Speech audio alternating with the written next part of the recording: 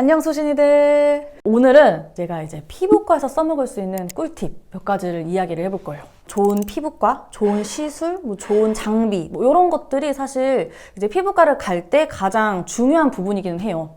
근데 이제 그 모든 것들이 다 결정이 된 이후에 더 효과적으로 결과를 낼 수 있는 이런 요소들이 몇 가지가 있다는 거죠. 아마 장담컨대 이런 얘기들은 어디 가서도 못 들으셨을 거예요. 그럼 지금부터 그 방법 두 가지에 대해서 알려드리도록 하겠습니다. 자, 첫 번째는 비 오는 날 예약 잡기예요. 응? 하셨을 수가 있는데 사실 이 비 오는 날 시술 받잖아요? 그럼 진짜 여러 가지 이점이 있어요. 생각보다. 가장 기본적으로는 일단 이 비가 오면은 햇빛이 없잖아요? 어떤 시술을 받던 간에 자외선에 의한 자극이 최소화가 돼요. 자외선은 평소에도 정말 피부에 많은 마이너한 영향을 주지만 시술 당일에는 정말 가장 피해야 할 피부의 적 원탑이거든요. 그러니까 색소 시술뿐만이 아니고 이렇게 피부에 자극이 될 수 있는 시술들 전부 자외선에 노출이 되면 이제 색소 침착이 될 확률이 굉장히 높아지기 때문에 특히 시술 당일에는 더 그렇죠. 이제 이런 리스크를 줄이기 위해서는 비 오는 날 시술 받는 게 최적이라는 거죠. 자, 그리고 자외선뿐만이 아니에요. 일단 비가 오면은 날씨가 습할 수밖에 없죠. 이게 이제 꿉꿉하고 막 이제 몸도 찌뿌둥하고 이러니까 정말 뭐 불쾌지수는 올라갈 수 있지만 피부에는 이것만한 게 없어요. 일단 시술 후에는 피부가 또 굉장히 건조해지기 때문에 뭐 염증 반응이라든지 붉음증 그리고 색소 침착 이런 게 발생될 위험이 또 높아지게 되는데 이 비 오는 날 같은 이런 습한 날에 시술을 받게 되면은 이런 부분에서도 또 더 안전하게 받을 수가 있어요. 심지어 수분 관리가 잘 되면 잘 될수록 이 피부의 재생력까지도 올라가기 때문에 이 비 오는 날 피부과를 가는 거는 어떻게 보면은 최적일 수가 있다. 자, 근데 또 사실 피부과에 갈 때는 뭐 필러나 보톡스처럼 이런 뿌띠 시술, 그러니까 피부 자극과는 상관없는 시술을 받으러 갈 때도 있잖아요? 그러면은 이제 이럴 때는 피부과를 비 오는 날에 갈 필요가 없네? 이렇게 생각할 수가 있어요. 근데 비 오는 날 피부과를 가면 좋은 또 다른 이유가 있습니다. 바로 노쇼. 이 비 오는 날은 노쇼가 또 굉장히 많아요. 그리고 비가 온다고 하는 날은 또 예약 자체가 많지가 않기 때문에 이제 피부과가 굉장히 한가해지거든요. 우리는 그거를 노리는 거죠. 그러니까 의사도 사람이다 보니까 이게 약간 바쁠 때랑 안 바쁠 때 한 사람한테 쏘는 에너지가 다를 수밖에 없거든요. 이건 뭐 논리적으로도 그렇고 뭐 제가 실제로 일을 하면서도 직접 보고 느꼈던 거예요. 이 시술이라는 게 정말 실력도 굉장히 중요하지만 얼마나 그 사람한테 신경을 써주느냐 이것도 정말 결과에 굉장히 큰 차이가 나기 때문에 확실히 이제 바쁘지 않은 날이거나 좀 여유가 있는 날에는 받는 사람 입장에서 퀄리티가 좀 다르다 이게 이렇게 느껴질 수밖에 없어요. 근데 또 이렇게 얘기하면은 애초에 안 바쁜 병원 가면 되는 거 아니야? 라고 또 생각을 할 수가 있는데 그냥 안 바쁜 병원이랑 원래는 바쁜데 한가한 날에 가는 거는 다른 거예요. 아무튼 비 오는 날 피부과를 가는 게 뭐 이것저것 다 따져봤을 때 무조건 플러스다. 자, 그 다음 두 번째는 까다로운 고객이 되자예요. 이거는 이제 뭐 제 지인들이 저한테 야, 나 좀 호구당할까봐 무서워 이랬을 때 제가 많이들 알려주는 방법이고 그리고 저도 유튜버를 하기 전에 또 많이 써먹었던 방법인데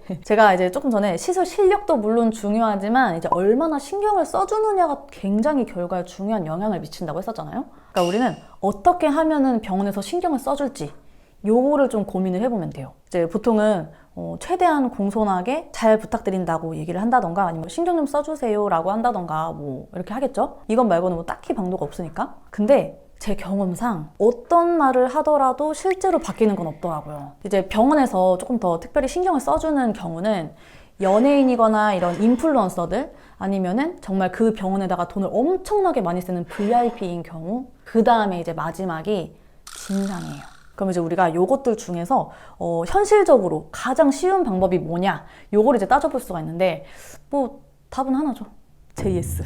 근데 이제 여기서 정말 어려운 게 우리는 진짜 진상이 될 수가 없다는 거예요. 진상 취급을 받게 되면은 나한테 오히려 또 마이너한 상황이 생길 수 있다는 이런 리스크가 또 있을 수가 있고 또 우리가 시술 조금 잘 맞자고 짜치게 정말 진상이 될 필요는 없거든요. 그렇기 때문에 진짜 진상은 아니더라도 이제 병원 입장에서는 진상과 동급인 까다로운 고객이 되자 이거예요. 이 진상이랑 까다로운 고객의 차이는 정말 간단한데 일단 불합리한 요구를 한다? 진상. 나의 당연한 권리를 당당하게 요구하는 사람?